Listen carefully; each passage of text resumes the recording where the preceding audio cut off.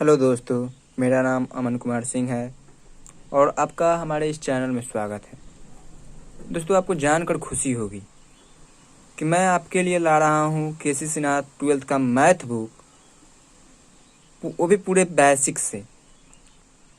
तो बिना समय गवाए आइए चालू करते हैं हम अपना टॉपिक।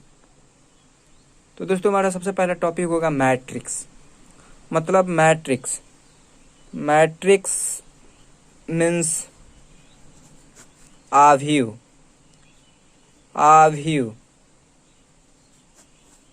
इसको हम बेसिक से जानेंगे कि आव्यूह है क्या। तो सबसे पहला हमारा क्वेश्चन होगा, आव्यूह किसे कहते हैं। तो आव्यूह वास्तविक या श्रमिक संख्याओं या फलनों का क्षैतिज या ऊर्ध्वाधर रेखाओं में एक आयताकार क्रम विन्यास को आव्यूह कहते हैं।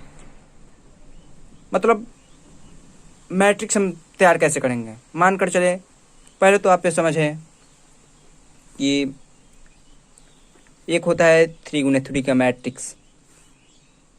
ये हो गया A11, A12 और A13, A21, A22, A23, A31, A32 और ये A33। इसे हम कहते हैं, इसको हम कहते हैं कॉलम। इसे C1 से दर्शाते हैं, इसे C2 से और इसे C3 से। इसे कहते हैं हम रो, R1, R2 एंड R3। तो कितने का मैट्रिक्स हुआ?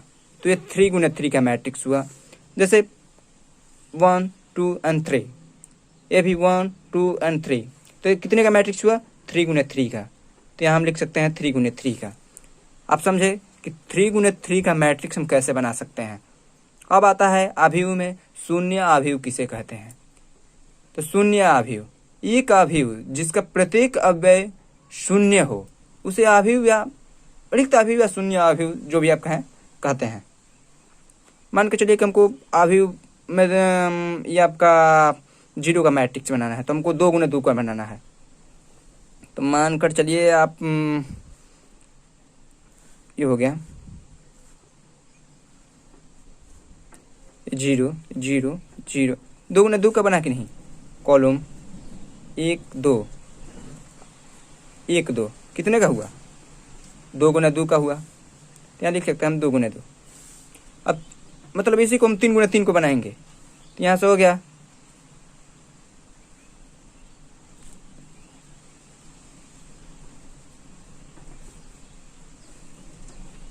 तो कितने का हुआ? 3x3 का हुआ। 3x3 का हुआ। मतलब शून्य आव्यूह में शून्य ही सिर्फ आना चाहिए।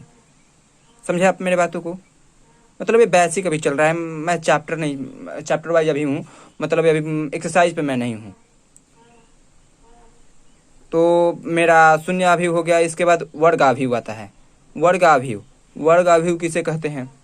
तो वर्ग आव्यूह एक आव्यूह जिसके पंक्तियों के और स्तंभों की संख्या बराबर हो उसे वर्ग आव्यूह कहते हैं।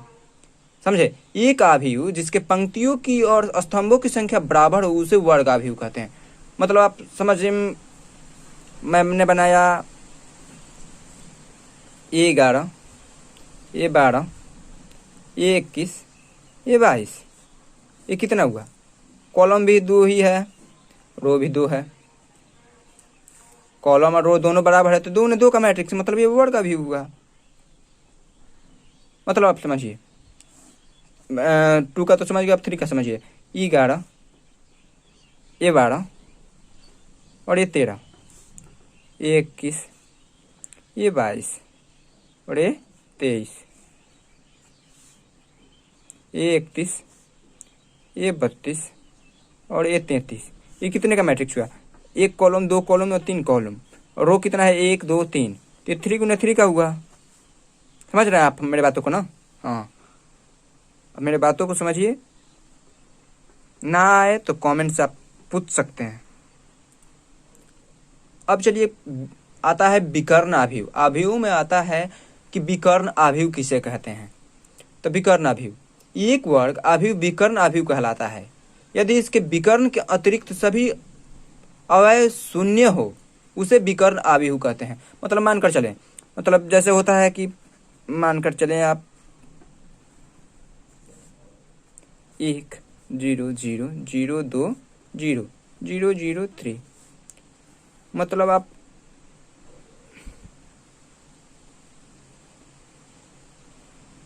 ये आपका विकर्ण आव्यूह हुआ। मतलब इन तीनों को छोड़कर पूरे अंक 0 आने चाहिए, उसे हम विकर्ण आव्यूह कहते हैं। मतलब मान लीजिए कि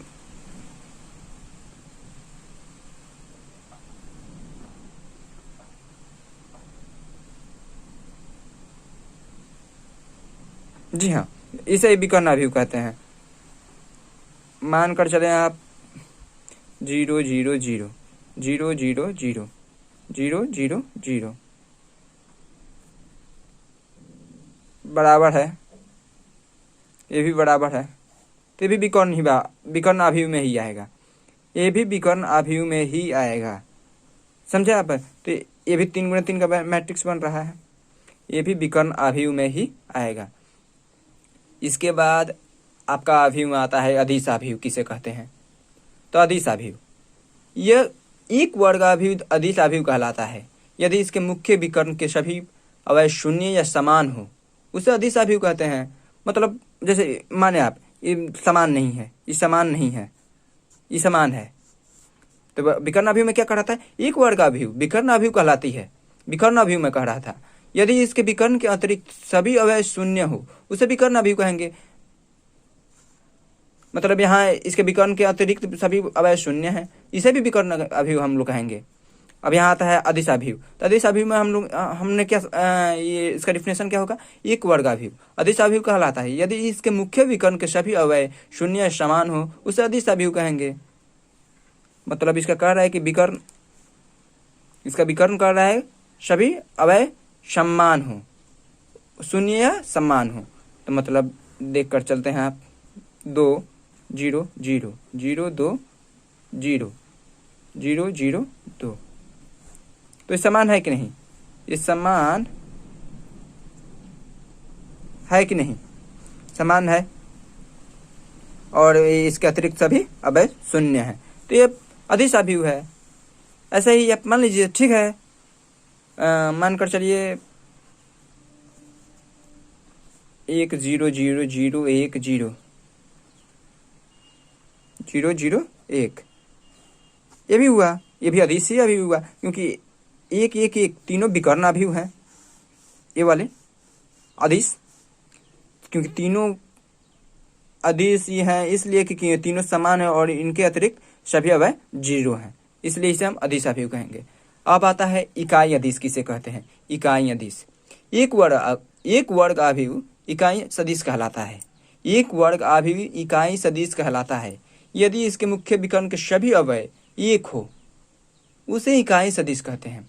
मतलब कह रहा है कि एक वर्ग आव्यूह इकाई सदिश कहलाता है यदि इसके मुख्य विकर्ण के सभी अवयव एक हो उसे इकाई सदिश कहते हैं। मतलब एक हो, मतलब हम लोगों ने यहाँ 2 2 ले लिया, लेकिन नहीं, इकाई सदिश से नहीं हुआ, इकाई सदिश ये हुआ, क्योंकि 1 2 3 1 1 1 1 है। जैसे मान सकते हैं आप यहाँ 2 × 2 का मैट्रिक्स है, तो 1 0 0 1, ये क्या हुआ? इकाई सदिश हुआ। 2 × 2 का मैट्रिक्स बना ना, 3 × 3 का हुआ, तो 1 0 0 0 1 0 और 0 0 1, ये 3 × 3 का हुआ। लेकिन ये इकाई सदिश भी है, क्योंकि 1 1 1 इकाई सदिश में एक के अलावा एक ही होना चाहिए, उसके अलावा 0 होने चाहिए। समझा मेरे बातों को? ये हमारा आज का इंट्रोडक्शन था आव्यूह का। कल से हम क्वेश्चन पर चलेंगे, और वादा है मेरा आपसे कि बोर्ड एग्जाम आपका निकलेगा। कुछ मन आप लगाइए, कुछ हम लगाएंगे, और आपका हम बोर्ड एग्जाम निकलवाएंगे। हाँ, लेकिन मैट्रिक्स के बाद आएगा अगला चैप्टर, लेकिन हम पहले चैप्टर वाइज पहले इंट्रोडक्शन देंगे। चैप्टर वाइज फॉर्मूला होगा,